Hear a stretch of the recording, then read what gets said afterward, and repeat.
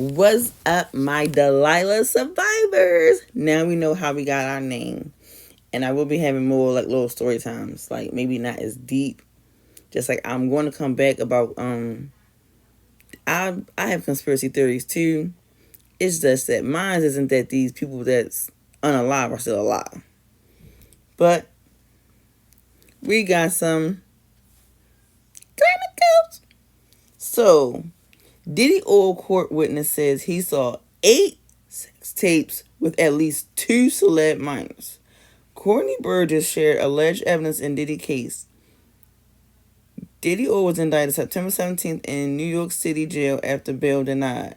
Combs has denied all allegations in past statements. But I did come across this too. Yo, I'm super scared right now. I really think the Carters are coming after me. I had screenshotted a photo where it said that Sean Diddy O. Combs snitched on Jay-Z to try to make bail. It was in my phone. I promise you, I just looked at it because I was cleaning out some of the stuff in my phone.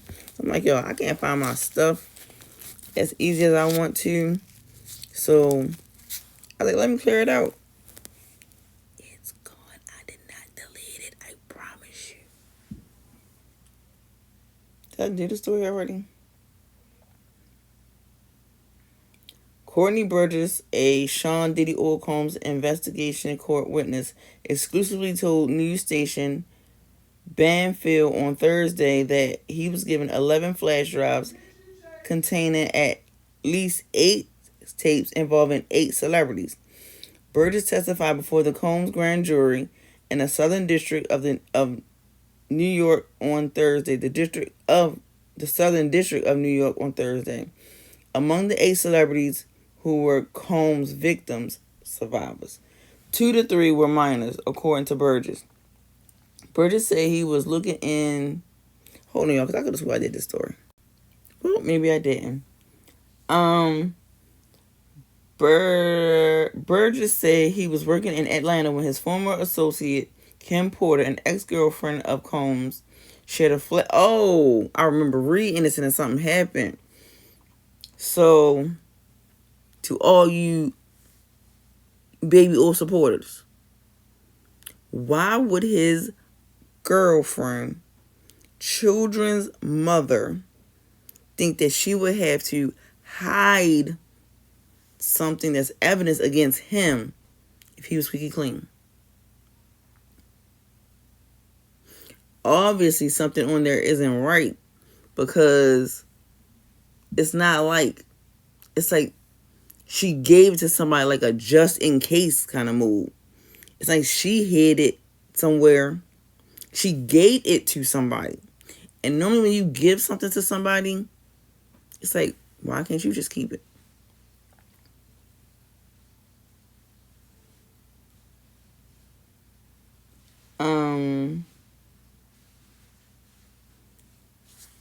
Burgess also received a manuscript from Porter's alleged memoir titled Kim's Lost Words, A Journey for Justice from the Other Side. The book details physical, sexual coercion, and other acts of violence Combs allegedly committed. The $22 paperback had a quiet release on Amazon, but sales skyrocketed after the news of Combs' arrest and the shocking details of the indictment against him. Ariel Mitchell Burgess, attorney, said the alleged tapes tell the story of what Diddy Oil has done over the past 30 years, his deviant activities. Didn't they get Robert at 30?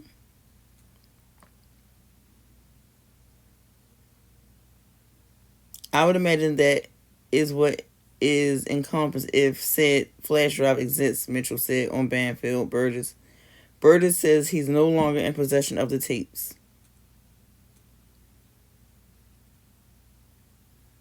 Why would he be? I would give that straight up too, especially knowing criminal defense attorney Mark don't know, whose daughter Tenney represents Combs, said he's not buying Burgess' allegations. I think the prosecutor think he failed the smell test and suspect the prosecutors brought him in front of the grand jury because I don't think anyone is buying what he's selling. Gerardos said on Kuma. Alright, so it's a little video thing in here. We're gonna see if this is the dude that they're talking about. Let me see, because it says attorney not buying baby oil court witness X tape allegations. So before they brought him into the grand jury, wouldn't he would have asked for the flash drive?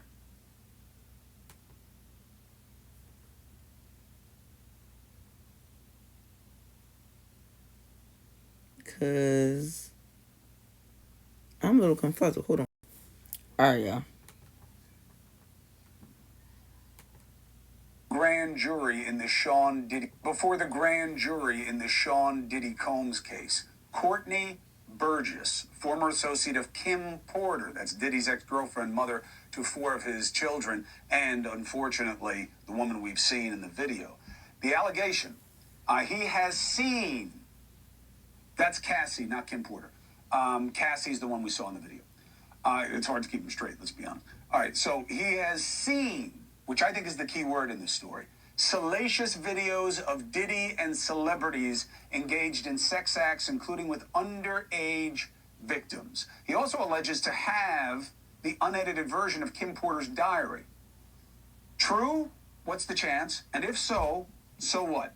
We know many lawsuits have been filed against Combs alleging abuse. Many of them, to this point, have been anonymous. Now, there is a reason that people are often allowed to allege and be anonymous. However, a judge ruled that a woman who anonymously sued Combs this month for rape must reveal her name on her lawsuit, or it will be tossed out. The lawsuit alleges Combs raped her in 2004 at a party in a Manhattan hotel. She was 19, college student, also allegedly ordered her to perform oral sex, or else he would have them both killed, her and a friend. Otherwise, he would have them both killed. What does this mean for that lawsuit? What does it mean for other ones? All right, I want to bring in one of Combs' former lawyers, Mark Geragos, and a lawyer who represented dozens of victims in the Jeffrey Epstein case, Jennifer Freeman. Good to have you both. Counselor Freeman, welcome to the show. Mark Geragos, what's the smell test on Burgess?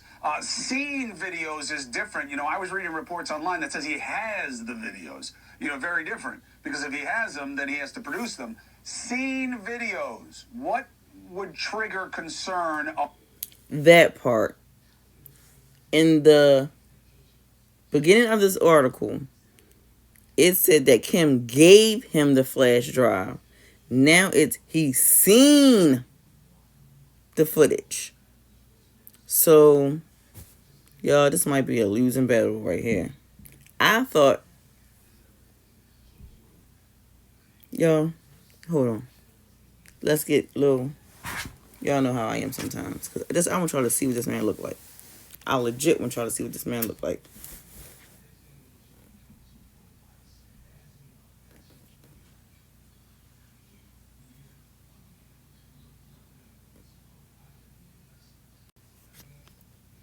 Alright, getting ghetto with it. Y'all see? That black man right here? He's the one who's seen. He said he's seen these videos. Y'all, I'll be back with the finished interview. My time's running low. Y'all, I'm sorry. I was liking the song that they was playing. But alright, let's continue. Of strength in the case. Well, the first thing is I watched, I believe it was a TMZ tape of this young man, and was questioned as to whether he knows Sean. I believe he said yes for 30 years. They said, you've met him? And he... Young? And he known this man for 30... Young? I feel like Soulja Boy now. Drake? Y'all seen what I seen. Ain't a near.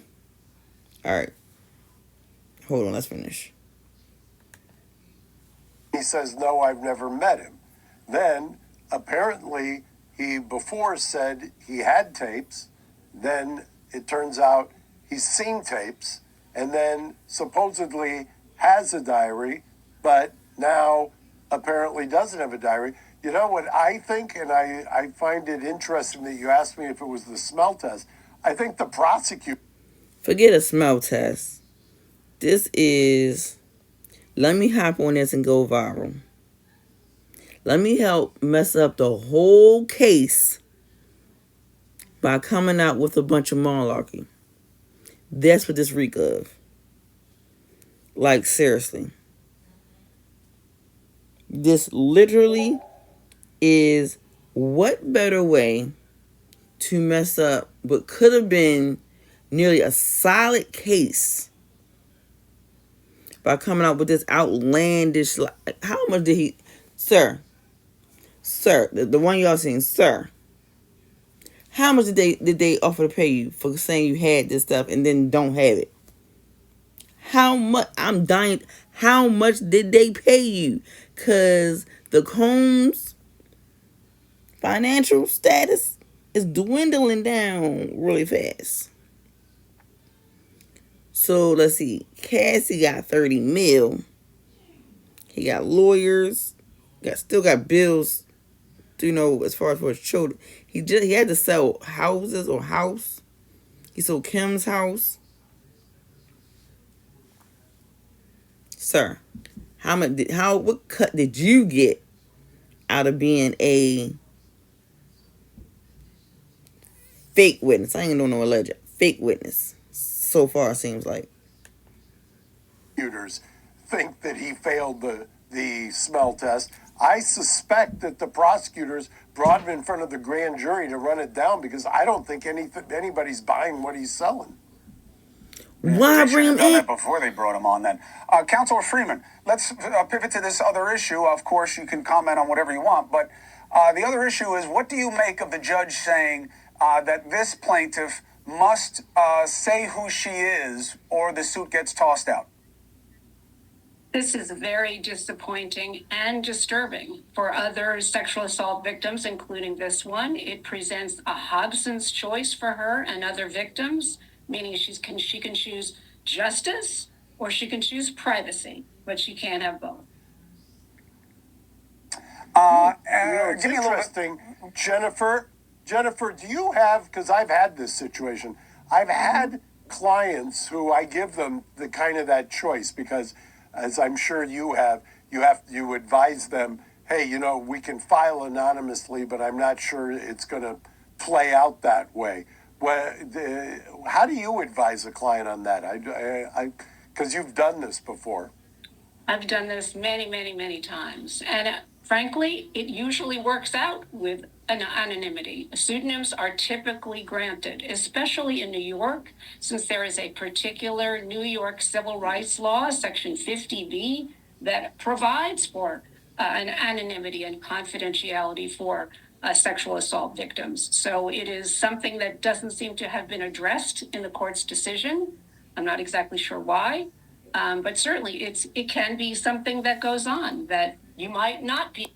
I pray she gets to stay anonymous because this man is trying his hardest. And when I tell you his devilish hardest to find out these witnesses' names, he's Sean Baby Old Combs. Y'all really think he's going to send out sorry letters to these people?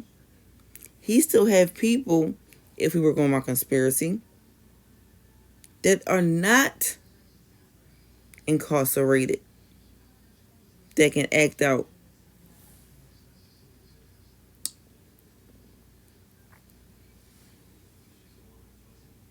We're going to discuss that for another time. Be able to be have a pseudonym, but you usually get it. Now, this is a judge that just recently in the Epstein case also denied anonymity. The Epstein was My experience is, though, that, and obviously it's anecdotal, but I'm not in the weeds on that particular statute. But I read the opinion, and I thought it was well reasoned in the sense that, look, if you're going to come here, if you're going to file these lawsuits, if you're going to make these allegations, then there's got to be some way to test it. Go further, do better. Those were the words of. All right, so that's the end of that. But I think she should have the right. God damn, I moved this thing off my leg too fast. God dang it. Okay, so Combs pleaded not guilty to federal trafficking charges contained in an indictment unsealed the day after his September 16 arrest. Charges include allegations of coercion, abuse, men and women for years, aided by associates and employees, I believe all of the above, and silenced victims through blackmail and violence, including kidnapping, arson, and physical beatings. Why do y'all think these people want to stay mum's the word?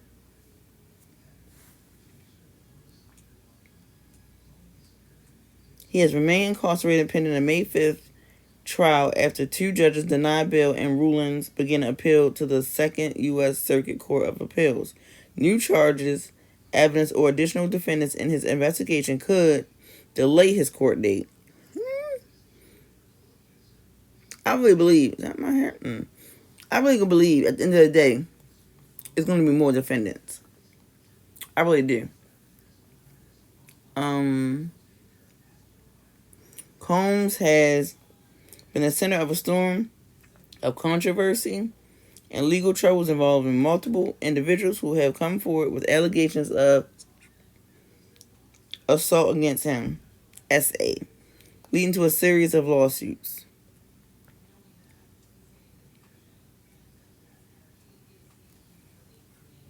Alright, here's my big to-do. They know how powerful this man is. Why on heavenly earth would y'all, if y'all yourself said that he was intimidating witnesses, why would y'all want to give up their names? If y'all made it this far to the video, please like, share, hit that follow or subscribe button. YouTube, hit that notification bell. And come vibe with Delilah the Survivor, because you're a survivor too. And just like water and the sun, I'm out of here, coach.